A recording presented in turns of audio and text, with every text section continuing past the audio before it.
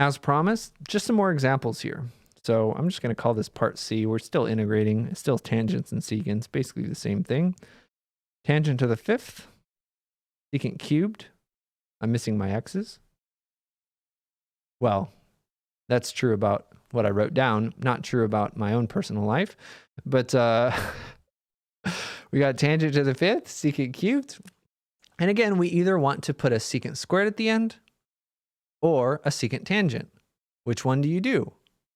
Well, I mentioned it kind of in the last one, but the idea is that we want to use a Pythagorean identity eventually. So here, taking out a secant tangent is going to be more useful because then we can have an even number and Pythagorean identity. So if we take a secant tangent out at the end, this preps us for a u substitution where u is secant. And what's left over? Tangent to the fourth, secant squared. So we want u to be secant if we're writing it this way.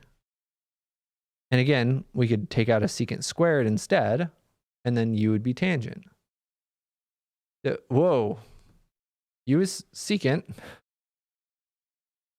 We want everything in terms of secant. Can we do that? If we can't do that, we erase this step and go back. If we can write everything in terms of secant, then we're good to go. And yeah, we'll do the Pythagorean identity. Go to our identity sheet and say, tangent is going to be secant squared minus 1. Well, this is tangent squared squared. You know what? I'm going off to the side. I don't want to do this. I don't want to write a bunch of stuff all over again. Tangent to the fourth, right? That's just tangent squared of x squared. And I just said it, but what is tangent squared? It's secant squared minus 1. And if we write it with this framework, we can get everything in terms of secant. All right, it wasn't that many steps. I didn't save that many steps, guys. Secant squared of x minus 1 all being squared. Oh, well, you may as well FOIL it. Nope, let's not FOIL it. I'm losing my mind. I'm working harder to save work. That's a very Jason Barnett thing to do. So that's tangent to the fourth. We still have the secant squared. We have a secant and a tangent, and we have a dx. U is going to be secant of x. So what is du? Secant x tangent of x dx. This right here is just our du. We have the integral of u squared minus 1 squared times u squared du. Lots of squareds. We FOIL. We distribute. We integrate. That's it. You know what to do. I'll finish this at the end of the video, probably. But let's keep going. I don't think anything interesting happens after that point. Integral of tangent cubed dx. So, so I said, right? We want to take out a secant squared or we want to take out a secant tangent? We don't have either one. We don't have any secants. How do we set up for a u substitution? Well, we don't have any, but we can get some. Pythagorean identity. Let's write this as tangent squared of x times tangent of x. And then remember, tangent is secant squared minus 1.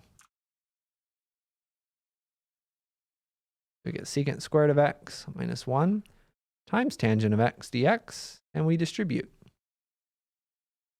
We get tangent of x times secant squared of x. I'm going to write that as one integral minus the integral of just tangent of x dx. You could write this as a single integral. It's fine. There's no real difference. Now the first integral, that's just a simple u substitution. If u is tangent, we have secant squared right there, no problem. The second integral, we technically use integration by parts on. Or if you want to take the shortcut, you can do that for this homework assignment for sure. Or any time. Unless I specifically tell you I want you to use integration by parts to derive it, you can use this formula. It's natural log of absolute secant. Wait, no, this one's not integration by parts. This one's a u substitution. The other one's integration by parts, I think. Yeah. The other one's integration by parts, I think. This one, integral of tangent, is just a u substitution to derive that. Anyway, so this first one, let u equal tangent. Oh, it is actually good that I split up these integrals. Otherwise, we'd have a du and a dx. So du is secant squared of x. So this is our du. And that's just u. We have the integral of u du minus the integral of tangent. Integral of tangent was the natural log of absolute secant. Becomes 1/2 u squared. And then we just put everything in terms of u. And we're done. Or in terms of x. 1/2 tangent squared of x minus the natural log of absolute secant x plus c is our answer. And you could check your answer the same way that we have been checking our answers. Okay. Last problem. Part E. Integral of secant cubed of x. You might say, Jason, we basically just did this problem. Don't write this down. But you might be like, Jason, what the heck are you doing? Let's just do this the same way we did the last one. Secant squared is 1 plus tangent squared. And then we get the integral of secant squared, or sorry, secant, which we have the formula for. And then integral of tangent squared, secant x dx. So now you might think that this is exactly what we do. But there's a problem here. The problem is we can't do this. There's no secant squared. And secant tangent's not useful because we don't want to do a u sub with u as secant. We can't do this. You could say, well, Jason, just use the Pythagorean identity on tangent squared. But if you use the Pythagorean identity on tangent squared, you go right all the way back to the start. Okay, so even though the sines and cosines, I made a big deal. All these things with sines, I don't care whether you switch the sine and the cosine, same method. Secants and tangents, they're not the same because their derivatives are quite different. So this method's not going to work. Jason, what's going on here? What else can we do? Well, let's rewrite it in this form.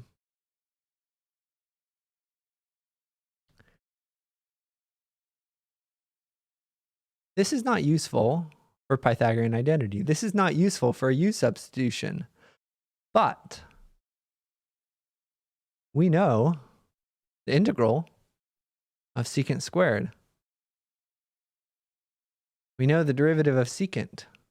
Let's finally try integration by parts. I said at the beginning of this section, I said, integration by parts. I want you to be thinking about it whenever you see two functions multiplied by each other.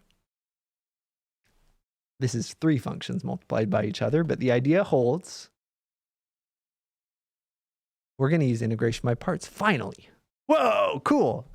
So when we do integration by parts, you want to choose something that you know the antiderivative of and something that you know the derivative of. And it doesn't look like it's going to be that helpful, but we got to try it. Okay, because the other method, Pythagorean identity and u subs, wasn't going to work. So this doesn't look great, but maybe it'll work out. If u is secant of x, then du is secant x times tangent of x dx. And if dv is secant squared of x dx, well, its antiderivative, one of them, will be secant tangent of x. Integration by parts says u times v. That's going to be secant x times tangent of x minus the integral of v times du.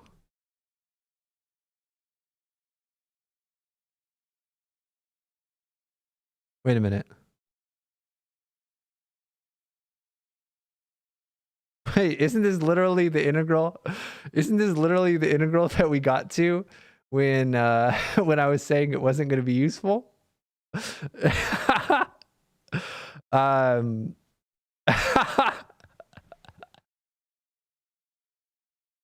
Okay, so I got really nervous and I paused the video so I could figure out what was going on. It actually is a little different. It's almost the same. Like we still had something that we could take the integral of. It wasn't this, but it was something a little different. In the blue, we had a plus sign here. And you might think a plus sign is such a small difference, but look at this. Look at this. Let's use integration by parts again. Okay, this one's tricky, okay? So, but it's a good teaching opportunity. Let's rewrite this second one. It's tangent squared. And what is tangent squared? Check the identity sheet. Hypothetically, if you forget, secant squared minus 1.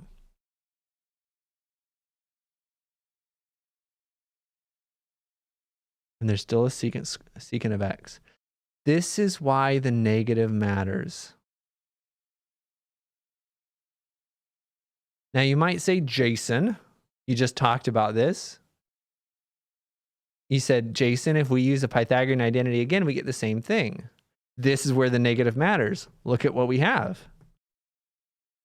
This becomes two integrals. One of them is minus the integral of secant cubed of x dx.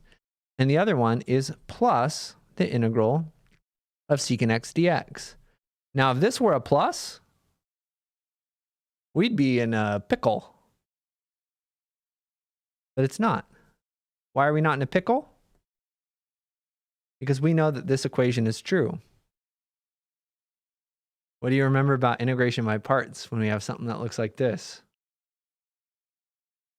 We add it over. So if it was an addition, we'd subtract it over, and that'd be bad. We'd get that the integral of secant of x was, actually in that case, this first term was the integral of secant of x. But if it were a plus, that's why it wouldn't be helpful. If it's minus, it is helpful.